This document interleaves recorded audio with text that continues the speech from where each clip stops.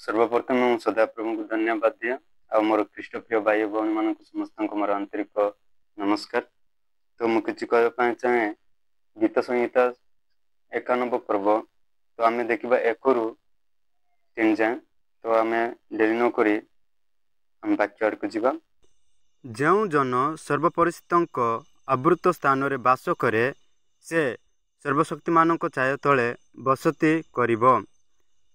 ମୁଁ ସଦାପ୍ରଭୁଙ୍କ ବିଷୟରେ କହିବି, ସେ ମୋହର ଆଶ୍ରୟ ଓ ମୋହର ଦୁର୍ଗ, ମୋହର ପରମେଶ୍ୱର। ମୁଁ ତାହାଙ୍କଠାରେ ନିର୍ଭର ରଖେ, କାରଣ ସେ ତୁମ୍ଭକୁ ବ୍ୟାଧର ପାନ୍ଦରୁ ଓ ସର୍ବନାଶକ ମହାମାରୀରୁ ରକ୍ଷା କରିବେ। କୁକୁଡ଼ା ତାର ପିଲାମାନଙ୍କୁ ଯେତେବେଳେ ବର୍ଷା ହୁଏ ସେ ଟାଇମ୍ ରେ ଛୋଟ ଛୋଟ ସେ କୁନି କୁନି